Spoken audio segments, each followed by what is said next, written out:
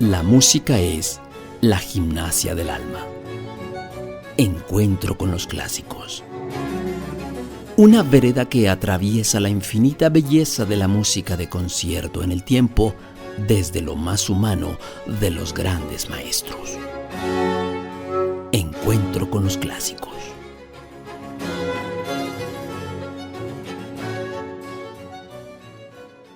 Buenas noches, mi nombre es Miguel Ángel García y como cada viernes es para mí un placer estar con ustedes en esta sesión de Encuentro con los Clásicos. El día de hoy les tengo preparada un programa que yo siendo niño me hubiera gustado mucho tenerlo.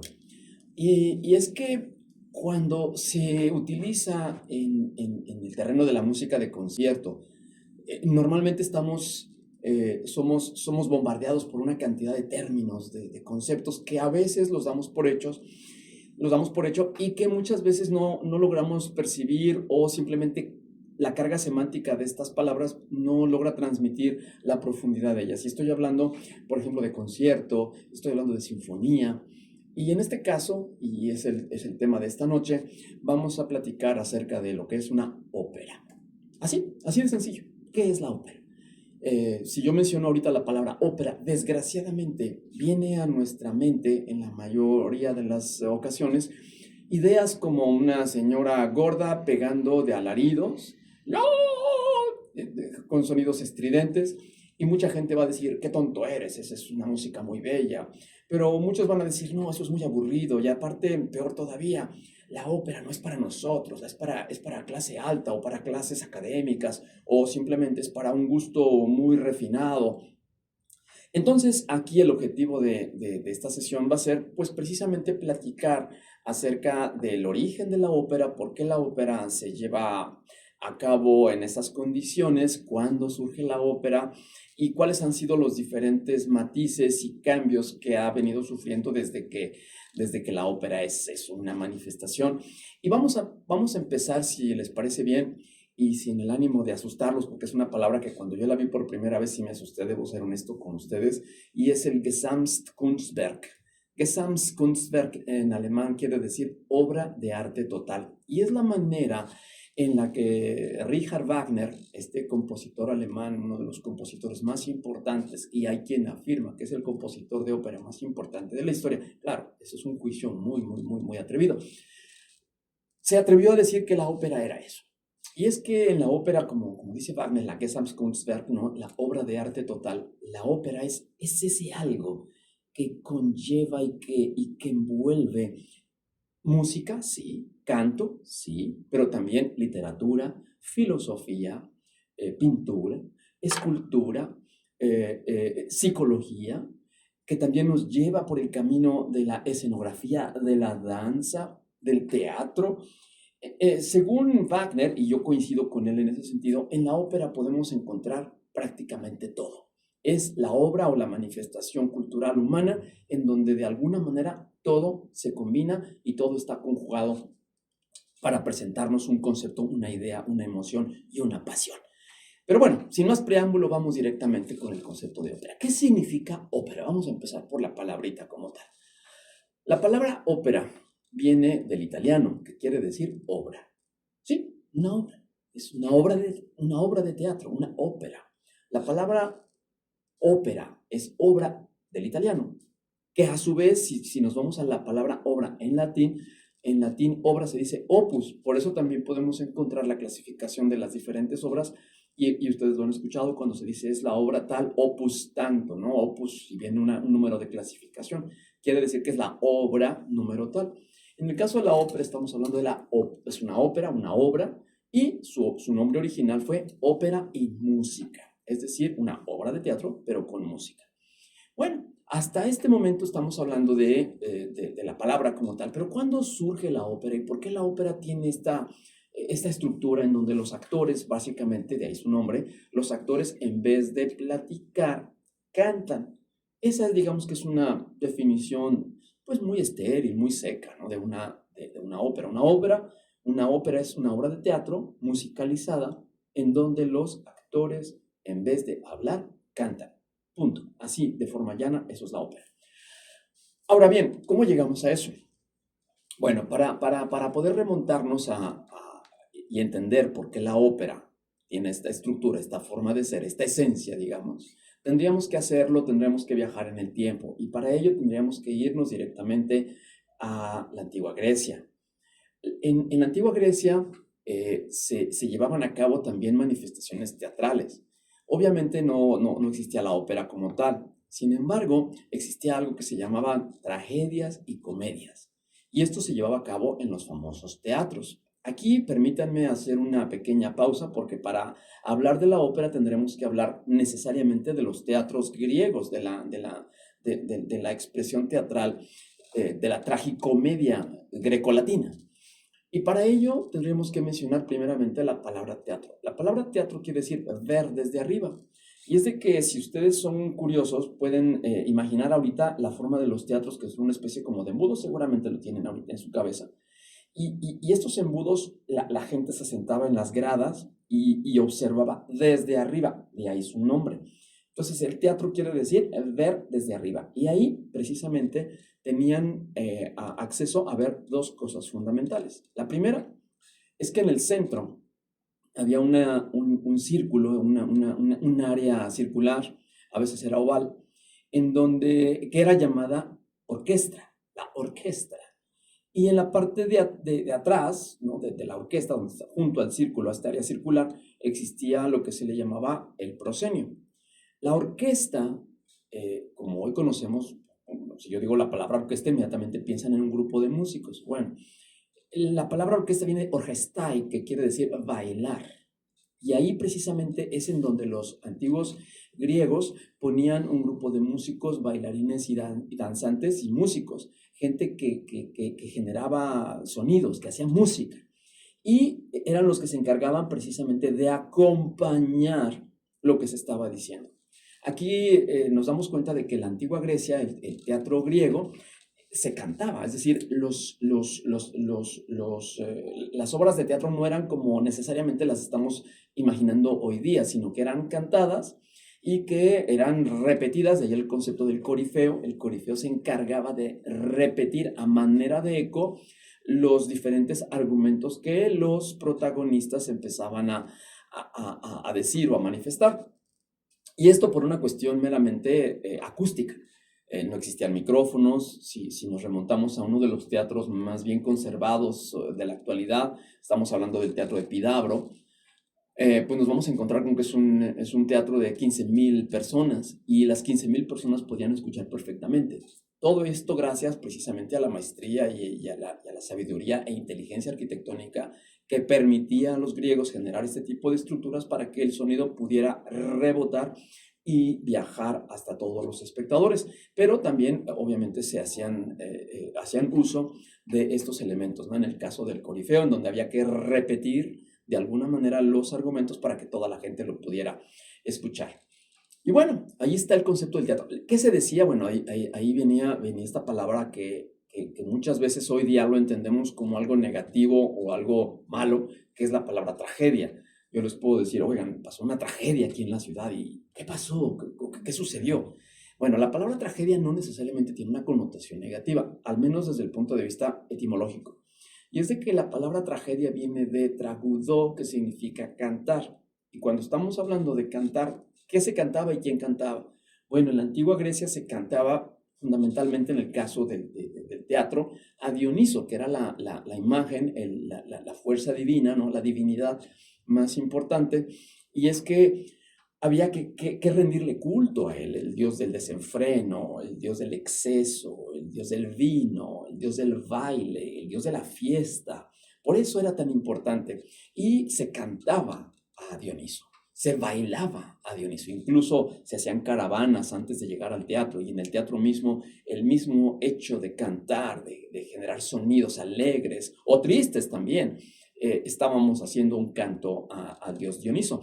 Y esto eran tragedias, eran tragudis. Hoy día tragudi es una canción en griego, y se hacía alusión a este fenómeno. Entonces, vean ustedes cómo el concepto del teatro y la música, al menos en el momento o en el tiempo de la antigua Grecia, tiene una connotación de actuación y también de música.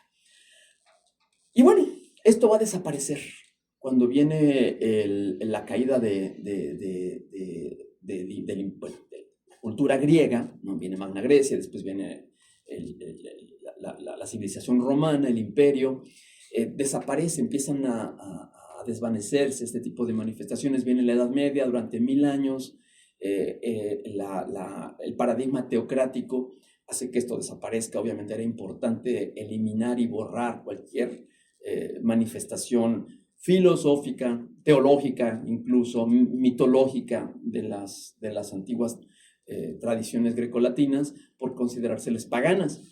Y aquí vamos a entrar en un momento muy importante que nos va a servir también para entender mucho del devenir de la ópera, y es de que en la Edad Media,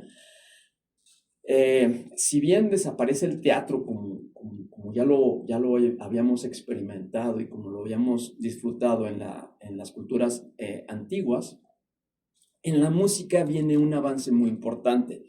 Y es que en la música se va a desarrollar algo que se le conoce como la parte de la polifonía. ¿Qué es la polifonía? Bueno, es el hecho de tener dos o más voces manifestándose, expresándose, transmitiéndose de forma simultánea. Obviamente estamos hablando de un fenómeno y de un estudio matemático. La música, como una rama de las matemáticas, avanza a pasos agigantados en la Edad Media, y podemos encontrar a teóricos que precisamente tratan de investigar, producto todavía de las semillas sembradas por los pitagóricos, tratan de encontrar reglas para que las diferentes voces, cuando digo voces, vamos a hacerlo de una manera más sencilla. Imagínense que son dos personas que están cantando dos piezas musicales, pero lo hacen de forma simultánea, y que estas dos personas estén cantando cosas diferentes. ¿Qué es lo que puede pasar aquí? Dices, bueno, es que es el acompañamiento. No, no estoy hablando del acompañamiento. Estoy hablando son dos voces independientes, perfectamente independientes, que se están manifestando, que están presentando su mensaje, ¿no? Una idea musical, pero que lo hacen de forma simultánea. Y no nada más son dos, pueden ser tres, pueden ser cuatro, pueden ser cinco. Y esto obviamente nos genera un estado de perspectiva. Entendamos la polifonía en términos musicales como la perspectiva en términos, digamos, de una pintura, de un dibujo, ¿no? El concepto de perspectiva, el concepto de profundidad. Por eso la armonía nos genera un estado de ánimo muy especial, y este obviamente fue utilizado en la música sacra. Viene la Ars Antiqua, en donde se empiezan a desarrollar toda esta serie de reglas y de principios para hacer música polifónica. Todo ello propiamente dentro de una connotación religiosa. Esto es muy importante. La música avanza en términos de profundidad de una manera importantísima en la Edad Media. De hecho, en la Edad Media es en donde se va a fundar buena parte de todos los cimientos que se van a utilizar después en el barroco, y no se diga en el periodo clásico, ¿no? Es digamos que este fenómeno, y también no quiero pasar desapercibido esta cosa que sucede en las artes, en las artes musicales, en la parte del sonido, pero que no sucede en la parte visual. La perspectiva tarda tiempo todavía en llegar, este sentido de profundidad. Bueno, dicho lo anterior, estamos entonces llegando al Renacimiento. A partir del siglo XIV, siglo XV, el Renacimiento, ustedes saben, es un renacer de las culturas grecolatinas, de las culturas antiguas. Estamos dejando el teocentrismo para entrar al antropocentrismo. Es en donde el ser humano empieza a cobrar o a recuperar esa importancia que le fue negada durante los 1000 años de la Edad Oscura o de la Edad Media. Y aquí entonces, ¿qué es lo que pasa con la música? Bueno, la música, si bien sigue su corriente y su tradición polifónica eclesiástica, empieza a enriquecerse también en el Renacimiento, producto, como ustedes saben, de este ir y venir de comerciantes, sí, pero también de filósofos, sí, pero también de músicos y de bailarines y de danzas. Europa empieza, y no nada más Europa, también el Nuevo Mundo, también en América, ustedes saben, 1492, cuando llega Cristóbal Colón, estamos hablando ya del Renacimiento, es cuando empezamos a darnos cuenta de que hay un intercambio, se están transportando, se están conduciendo diferentes formas del quehacer humano y de la forma de percibirlos. Y la música también empieza a modificarse, pero para ello ahorita vamos a hacer una pequeña pausa en donde nos vamos a encontrar con estos dos escenarios. Por una parte, un elemento musical polifónico eclesiástico, pero por otro, el producto de una transferencia, de un transporte, de un ir y venir de influencias y de estilos musicales, dancísticos y que van a dar después como resultado la ópera. Así que en este momento tenemos ya los ingredientes listos. Vamos a una pausa y regresemos para combinarlos y nuestro platillo fuerte será la ópera. Regresamos, amigos, a esta edición de Encuentro con los Clásicos. En este momento, el día de hoy, estamos hablando sobre el surgimiento de la ópera. Y nos encontramos precisamente en pleno Renacimiento, en donde decíamos ya tenemos los ingredientes perfectos, ya nada más falta combinarlos. Por un lado tenemos la polifonía que se venía gestando. Cuando decimos polifonía, estamos hablando del hecho, el acto, la posibilidad, el método, más bien es un método matemático, ¿no?, en el cual se puede generar música en donde dos o más voces puedan convivir de una manera armonizada, de una forma armónica, y generar un sentimiento preciso de pasión, de ternura, de alegría. Y esta forma académica de hacer música, pues tenía que vivir y solamente podía vivir y desarrollarse en el clero, que eran los que de alguna manera monopolizaban el conocimiento en la Edad Media. Por eso la música eclesiástica medieval era típicamente polifónica. Cuando viene el Renacimiento, decíamos, pues recordemos que también la mayor parte de la gente, el 95% de la gente eran analfabetas por muchas razones. Una de ellas es que tener un libro también era un lujo. A quien afirma, en algún momento habré leído por ahí que tener un libro era más o menos lo mismo que tener un castillo. O sea, era algo impensable tener un libro, poder tener esa experiencia. Hacia 1453 también, recordemos, es cuando Johannes Gutenberg perfecciona la imprenta a partir de los tipos móviles, y entonces es cuando empieza esta revolución. Y si echamos un poquito también, si nos metemos a la parte teológica, encontramos a Lutero, que hace la traducción de la Biblia al alemán, y esto motiva a que el ciudadano de a pie común pueda también tener acceso a la Biblia, porque ya tenemos una imprenta que las puede multiplicar por cientos o miles, y también existe ese interés por leer. Entonces el pueblo en Europa poco a poco empieza a alfabetizarse y a tener acceso al conocimiento. Y obviamente esto también genera un movimiento cultural que, independientemente si lo hacemos desde el punto de vista o del terreno teológico o filosófico, también va a caer en el terreno de la música. Y en la música, decíamos, pues también hay un intercambio. Vienen las gigas inglesas, viene el bourré francés, viene la zarabanda española, etc. O sea, hay una mezcla, hay una sopa de estilos musicales. Por un lado decíamos entonces que viene la polifonía eclesiástica, pero por el otro, si estamos hablando de que se hacía música, obviamente se hacía para los reyes, los monarcas, los duques, los condes. Y aquí les puedo hacer una pregunta: ¿qué tipo de música oían ellos? Definitivamente no iban a escuchar himnos o misas. En el momento del entretenimiento ellos tenían que escuchar otra cosa. Y ahí es cuando entraba la música secular. El tipo de música, el entretenimiento cortesano más antiguo del que se tiene noticia, era algo que se le denominaba trionfi. Los trionfi eran una especie de canciones con motivación o con temática pastoril. Pues obviamente eran flautitas, eran campesinos, eran labradores, y los temas pues eran animalitos, era hacer imitaciones de un puerquito, de un pato, de un pájaro, y eran temas que se manejaban y que obviamente debían tener una temática sencilla, una temática común. Entonces esto empezó a desarrollarse y aquí es en donde viene nuestra primera combinación. Es una combinación muy interesante. Y es de que precisamente en el siglo XVI la forma más típica de hacer música era algo que se le conocía como el madrigal.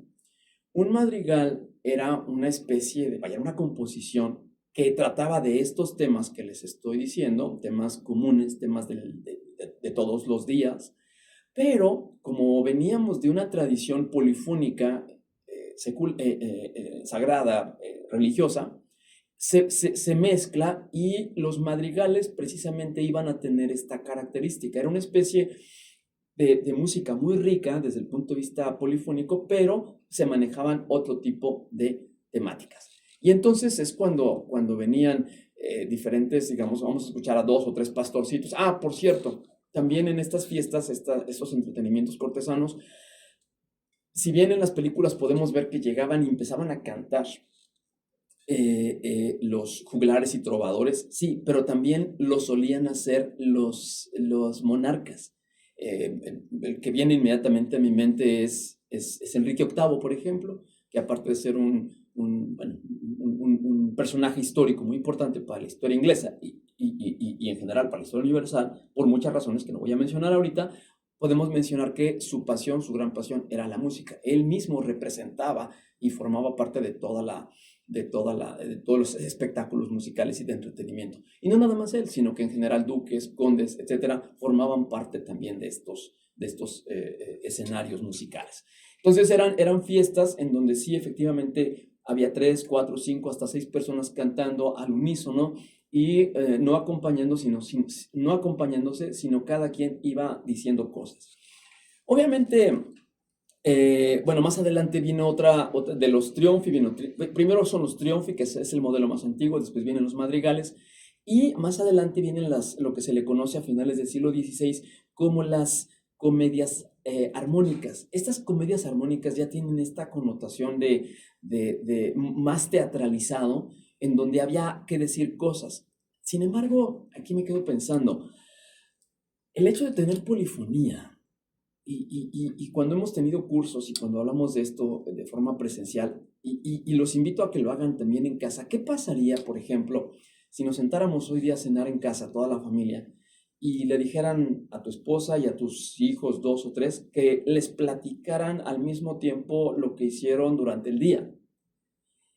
Yo estoy seguro que sería un caos, porque cada quien va a empezar a hablar y ahí de alguna manera tenemos la polifonía. De hecho, eso es la polifonía, tener diferentes voces, claro. Si lo hacemos hoy en la noche, va a ser un caos. La razón por la cual no se escucha caótica la polifonía es porque hay reglas musicales que hacen que la música sea muy bella y muy profunda. Pero cuando hacemos este ejercicio, nos vamos a dar cuenta de que es simplemente incomprensible lo que se está diciendo. Esto obviamente vino a ralentizar, ¿no? Vino a detener este concepto de cómo poder cantar y cómo cantar, pero entendiendo lo que se está diciendo. Era muy difícil, porque desprendernos de la polifonía medieval era muy difícil. No se concebía la idea, fíjense ustedes, no se concebía la idea de cantar, de que una persona cantara. Esto que ustedes hoy día podemos escuchar desde la música popular, una canción en donde esté una persona cantando y en donde esté una orquesta o un grupo de músicos acompañándolo, esta forma tan sencilla que ustedes están y que todos nosotros estamos acostumbrados, eso no podía hacerse en la Edad Media, en el Renacimiento. O sea, era sofisticadísimo esta idea de tener una sola persona que pudiera cantar y manifestarse. Suena inverosímil para nosotros. Sin embargo, bajo el enfoque y bajo el paradigma renacentista, esto simplemente no se daba. Entonces, hacia 1581 específicamente, se va a juntar un grupo de intelectuales en Florencia, en la famosa Camerata Fiorentina. Dan origen a esta agrupación en donde participaban intelectuales de cantantes, filósofos. Estaba por ahí Vincenzo Galilei, el padre del que sería el gran astrónomo más adelante, y se reunieron precisamente para investigar cómo eran las tragedias y las comedias en la antigua Grecia. Esa era como que su tarea. Obviamente estamos hablando de una cultura tardo-renacentista y estamos a punto de terminar el Renacimiento y está a punto de iniciar el periodo barroco. 19 años falta, si somos muy quisquillosos y muy ortodoxos en la medida del tiempo. 1581 se empieza a reunir este grupo de intelectuales y su pregunta clave, su pregunta de inicio es: ¿cómo serían las tragedias y las comedias en la antigua Grecia? Esa fue su pregunta. A partir de una serie de investigaciones, de entrevistas con intelectuales, etcétera, se llega a la conclusión de que lo que platicamos al inicio de esta emisión, de que las tragedias y las comedias definitivamente no eran habladas, sino que eran cantadas.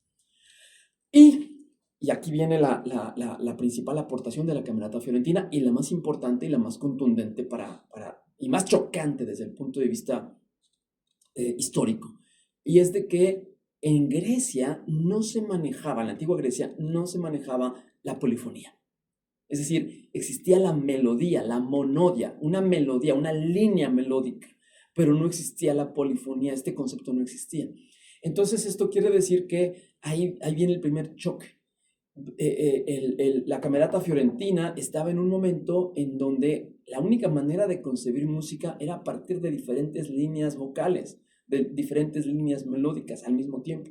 Pero resulta que en la antigua Grecia no se hacía así, sino que existía una persona que era, sí, respaldada por el corifeo, pero acompañada con música. Y esta música era una música no polifónica, sino que también era una sola línea. Esto fue el parteaguas y esto fue precisamente el primer intento por presenciar o por recuperar lo que en su momento fue la música greco-latina. Y estamos a punto de entrar ahora sí a lo que va a ser la ópera, pero eso lo haremos al regreso de este pequeño corte, en el que se encuentra la Camerata Fiorentina, 1581, y está debatiendo sobre cómo demonios eran las tragedias y las comedias en la antigua Grecia. Y para mala fortuna de ellos se encontraron con que pues, el canto no era individual y no era colectivo. Y esto era un problema porque, como ya dijimos, en el Renacimiento lo que se tenía, los triunfi, las comedias armónicas, eran todas manifestaciones musicales y corales vocales de conjuntos. ¿Cómo entonces lograr esa individualidad? Bueno, pues el objetivo como tal de la Camerata Fiorentina no era, y esto es muy importante, no era recuperar las tragedias, no era repetir las tragedias y las comedias griegas, sino más bien sí utilizar su misma estructura, pero no con los mismos temas, sino con temas más modernos. Digo, modernos a la usanza de finales del siglo XVI. Y entonces, al decir, bueno, si la música en la antigua Grecia era una obra de teatro, es decir, una ópera, y las óperas no se hacían en silencio, sino se hacían con música, entonces ahí es en donde entra por primera vez, se acuña este concepto. Vamos a una ópera con música, una ópera en música. Ya dijimos que la palabra ópera quiere decir obra, entonces era una obra de teatro, pero con música. Y había que cantar. Entonces aquí viene el primer corte, porque si bien la tendencia o la tradición medieval era cantar de forma, con otra persona o con otras personas, es decir, la polifonía, aquí había que cortar las diferentes voces y había que cantar una sola persona, había que individualizar a los artistas. ¿Por qué era importante esto? Pues porque no estamos hablando de una obra musical per se, sino que estamos hablando de una obra de teatro, y cuando uno va al teatro, o al menos eso se pensaba en aquel entonces, cuando uno iba al teatro había que entender perfectamente qué es lo que se estaba diciendo. Y si muchas personas, 2 o 3 o 4 o más, cantaban al mismo tiempo, pues simplemente iba a ser un caos. Si bien iba a sonar bien, no iba a entenderse nada. Entonces es cuando viene el primer intento por llevar a cabo una ópera, ¿no? Una tragedia griega, pero con términos y con un enfoque, digamos, más moderno. Surge hacia 1597 la primera ópera, que es una ópera Dafne del compositor Jacopo Peri y del libretista, un poeta Rinuccini. Ellos dos se juntan y es cuando es la primera vez, esto es emocionante, porque es cuando empiezan a tratar de conjuntar la música y la poesía. Y ahorita, digamos que como dice el dicho, ¿no? A toro pasado, pues ya se ve muy fácil. Pero yo quiero invitarles a que se pongan a pensar que están ustedes, son el guionista, el poeta y son el compositor. ¿Qué es más importante? Les pregunto a ustedes. ¿Lo que vas a decir o la música? En este primer intento por hacer una ópera en música, definitivamente el que va a ganar es el poeta. O sea, lo más importante es que la gente se diera cuenta de lo que se estaba diciendo. O sea, el texto tenía que ser muy claro. Y bueno, pues sí, a ver, señor Jacopo Peri, pues compóngame algo de música ahí para ir acompañando, subrayo, acompañando los textos que se van a ir generando, que se van a ir diciendo. Y así emularon diferentes óperas, fueron circulando. Jacopo Peri, por cierto, este compositor, escribe la ópera, se pierde. Hoy día tenemos acceso únicamente a algunas líneas por ahí que no, bueno, simplemente se sabe que existió. Se repitió hacia 1600, 3 años después, y realmente no tuvo el impacto deseado. Claro, estamos hablando de la primera ópera propiamente. Pero aquí voy a aprovechar este momento también para hacer mención de algo. Cuando yo les menciono que es el surgimiento de la primera ópera, quizá ustedes pensaban que fue en un teatro y que había colas y colas tratando de comprar boletos para entrar a lo que era la primera ópera en la historia. Nada de eso. Ni había teatros, ni había cola, ni se vendían boletos. Esto entraba directamente en las casas, en los palacios de los grandes señores, de las grandes familias. Los Medici, por ejemplo, en el momento de casar a su hija María con nada más ni nada menos que Enrique IV de Francia, ellos, la boda se llevó a cabo en Francia. Sin embargo, dijeron, no, antes de ir a Francia vamos a mostrarle a los franceses que los italianos podemos hacer algo más maravilloso.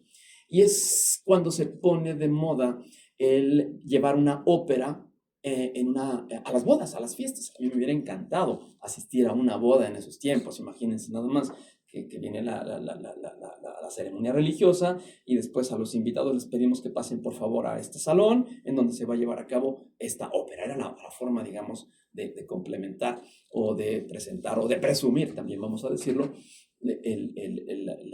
la profundidad, la intelectualidad, la clase, ¿no? Era este fenómeno.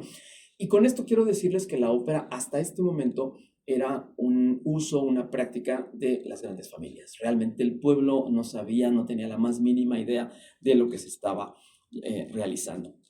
Sin embargo, más adelante vino también otra, en Mantua, esto pasó en Florencia, en Mantua había una familia muy importante, son los Gonzaga, que eran mecenas de muchos artistas, pero que eran principalmente patrocinadores de un personaje que para nosotros es fundamental en lo que es el surgimiento de la ópera. Y estoy hablando de Claudio Monteverdi. Claudio Monteverdi estaba al servicio de los Gonzaga. Y dicho sea de paso, aquí viene una combinación muy interesante, porque finalmente Monteverdi era uno de los más importantes madrigalistas. Él tenía un dominio absoluto sobre la composición polifónica.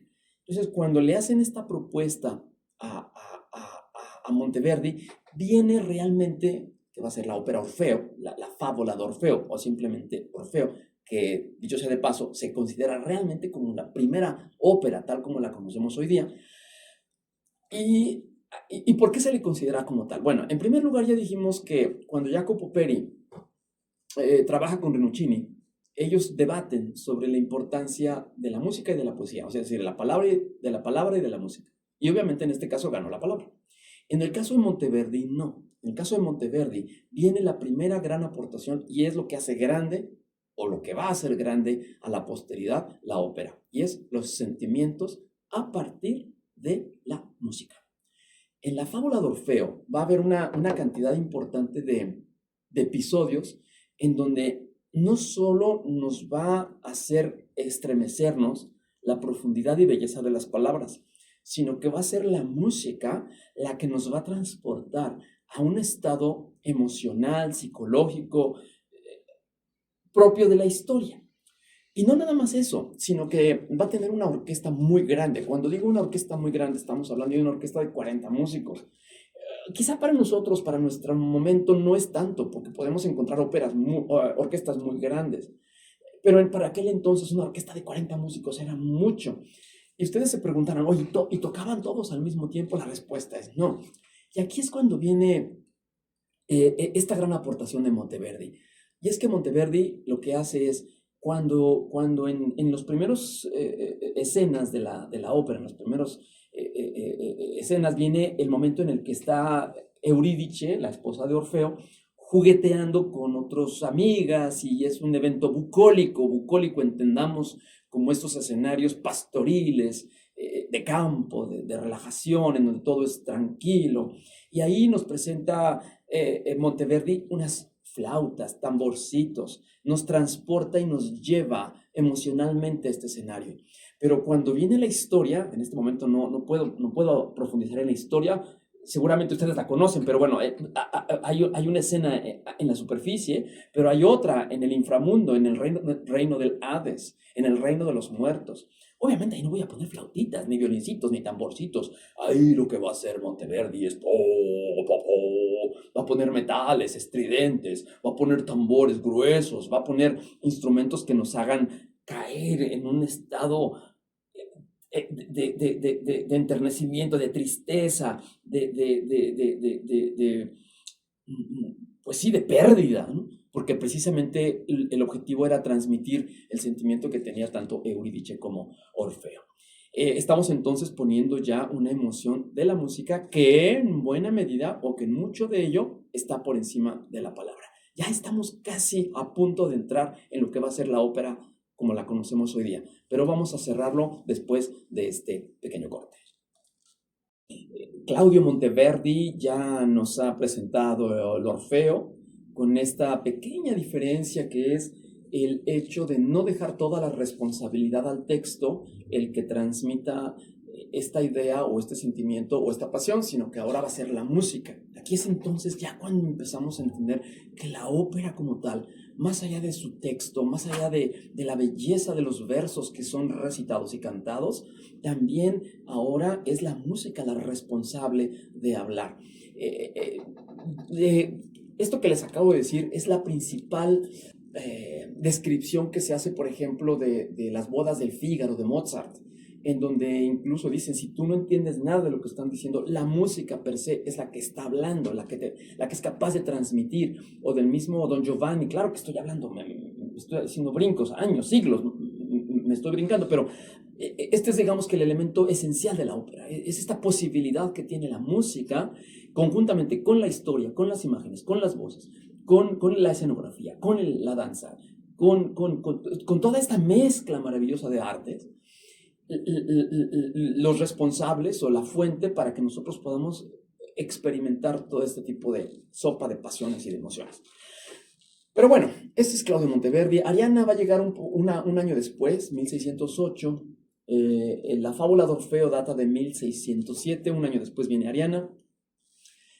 Más adelante va a haber otras óperas del mismo, él va a morir hacia 1643. Sin embargo, todo este concepto operístico lo vamos a encontrar fundamentalmente en Roma. En Roma viene lo que se le conoce como la segunda escuela. Si bien el punto de partida fue en Florencia, con Monteverdi, vamos a brincar después, porque bueno, ya habíamos dicho que la forma de presumirlo no era en teatros, realmente muy poca gente podía tener acceso a estas manifestaciones o estas ópera y música. Entonces se corre la voz y ahora todo el mundo quiere casarse y celebrarlo con óperas. Llega a Roma esta idea y se dice que los familiares de Urbano VIII, del Papa, y de la familia Barberini se enamoran de este concepto. Y entonces no nada más se utiliza como un elemento de diversión, sino que también tiene una forma de de entretenimiento y sobre todo, y aquí viene la parte más interesante, de generar una publicidad, las campañas políticas, el posicionar la imagen de un noble, ¿no? De un duque, de un rey, de un conde, de un príncipe, ¿no? Lo hacían a través de las óperas. Más allá, digamos, de la belleza y de la trascendencia del texto y de la música, etc. Todo esto estaba pendiendo de un hilo, y era precisamente la fuerza y el patrocinio, el respaldo del Papa Urbano VIII y de la familia de los Barberini. Hay muchos se ha escrito al respecto de que los compositores y los actores, los cantantes en Roma, si bien sí ganaban y ganaron mucho prestigio, no tenían, digamos que, la certeza de que esa fama y esa seguridad pudiera mantenerse con el paso de los años, sino que dependía del tiempo en el cual el Papa estuviera en funciones. Afortunada o desafortunadamente, no lo sé, les puedo decir que el Papa va a durar 20 años, lo cual para la época era demasiado tiempo. Durante 20 años se consolidó la ópera, pero como les digo, nunca llegó a las clases bajas o medias, simplemente se quedó en las grandes familias. Cuando Urbano VIII fallece, hay un compositor en Roma que casualmente se da cuenta de esto. Estoy hablando de Francesco Manelli. Francesco Manelli se da cuenta de que lo que está sucediendo ahí no tiene mucho futuro y que depende de una situación política. Entonces él lo que hace es que él migra a Venecia. Y cuando fallece Urbano VIII, ahí es cuando viene la decadencia operística en Roma. Fíjense qué interesante, como un fenómeno político, ¿no? Va en detrimento del desarrollo de una bella arte, en este caso la ópera. Entonces, Manelli viaja a Venecia. Y bueno, ustedes saben que en Venecia, para empezar, era una república. Cuando hablamos de una república, quiere decir que pues no era un imperio, no era una monarquía, sino que había un nivel de representatividad importante del pueblo en el gobierno. Y esto benefició en mucho, y sobre todo en este caso, a la ópera. Y aquí es cuando vamos a llegar finalmente a lo que ya hoy conocemos propiamente como lo que es la ópera. ¿Y qué sucedió ahí? Bueno, de entrada, los temas ya no tenían que ser... para empezar, viene con el caso del teatro. El Teatro San Casiano era una casita, era un teatro chiquito, era un teatrino. Y Manelli llega y dice, bueno, yo necesito presentar mis óperas. Como no estaba dependiendo propiamente de un monarca, entonces lo que él hizo fue permitir que la gente entrara. Claro, había que pagar, pero entonces la gente podía tener acceso a la ópera. Las cuotas eran muy altas o muy bajas, eso no lo sé. Lo que sí podemos saber es que ya empezaba a popularizarse. Y entonces los empresarios de ópera se dieron cuenta de que las historias, fíjense, tenían que ser comprendidas por los espectadores. Ahora ya empezamos a hacer a un lado a la polifonía, esta polifonía que tanto les hacía ruido, y que si yo te invito a una ópera, como no te está costando, pues obviamente estás obligado, entre comillas, ¿verdad?, decir que te gustó. Pero en el caso de la ópera veneciana, si el público iba y no le gustaba, pues entonces dejaba de ir, lo cual no era bueno tampoco para los empresarios de la ópera. También los temas tenían que ser temas populares, que la gente entendiera. Si bien era una república, no estamos hablando de que la gente que iba ahí, todas eran personas doctas o cultas. Simplemente era gente común. Entonces, aquí los temas sí se seguían presentando con alguna idea mitológica, con una inspiración de la antigua mitología griega. Sin embargo, había que empezar a introducir también papeles bufos de gente del pueblo. ¿Para qué? Bueno, pues para que la gente lo entendiera. Si bien los textos bajaban un poquito de su calidad o de su nivel poético elevado, ahora ya los textos eran más hacia el pueblo, más accesibles, ya era más fácil de entenderlos. Y también había que mantener la atención de la gente. Y esto era utilizando las principales voces. Las voces, cuando nosotros escuchamos que la ópera alcanza, o los cantantes de ópera alcanzan sonidos o notas muy elevadas, viene mucho de aquí. Y es de que para que la gente pudiera sorprenderse, la gente no tenía televisión, no tenía radio, entonces la gente acudía al teatro. Y en el teatro, como ya lo había visto esta ópera una vez, 2, 3, 10, 15 veces, la gente utilizaba la ópera, pagaba su boleto, pero la utilizaba no nada más para verla o escuchar la música y el canto, sino también la utilizaba para hacer negocios, para jugar, para comer. Hay quien dice que hasta para hacer el amor en pleno teatro, etc. Entonces, cuando los empresarios se daban cuenta de ello, decían, yo tengo que llamar la atención. Y las principales voces que empezaron a brillar ahí son las de los castrati, o sea, los hombres que se les conoce como los hombres, voces con pulmones de hombre, con fuerza de un pulmón masculino, pero con la agudeza y la delicadeza de una voz femenina. Entre más agudas eran las voces, eran más importantes, eran las voces de los protagonistas. En segundo lugar venían las sopranos, después las mezzosoprano, los tenores eran como que parte de un relleno, los barítonos y los bajos, simplemente, es más, ni siquiera existía esta clasificación, simplemente eran voces que estaban ahí de relleno. Lo más importante era llamar la atención.